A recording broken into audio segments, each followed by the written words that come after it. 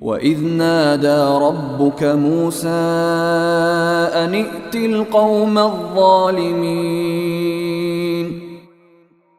اور اس وقت کا حال سنو جب تمہارے پروردگار نے موسیٰ کو آواز دے کر کہا تھا کہ اس ظالم قوم کے پاس جاؤ۔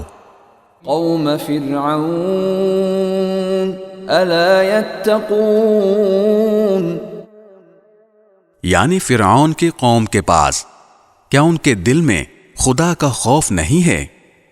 قال رب إني أخاف أن يكذبون، موسیٰ نے کہا کہ میرے پروردگار مجھے ڈر ہے کہ وہ مجھے جھوٹا بنائیں گے۔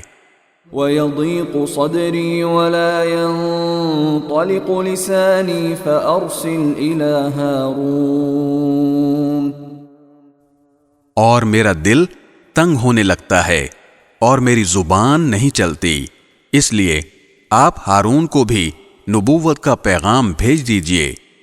وَلَهُمْ عَلَيَّ ذَنبٌ فَأَخَافُ أَن يَقْتُلُونِ، اور میرے خلاف ان لوگوں نے ایک جرم بھی عائد کر رکھا ہے جس کی وجہ سے مجھے ڈر ہے کہ وہ مجھے قتل نہ کر ڈالیں۔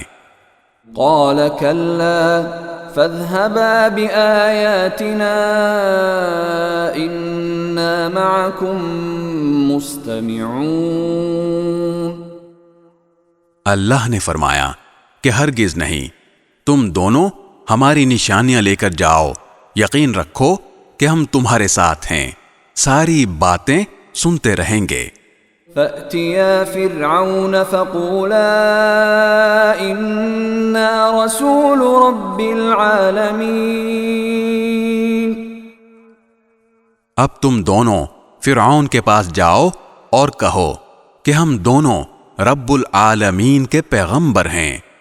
ان ارسل معنا بنی اسرائیل،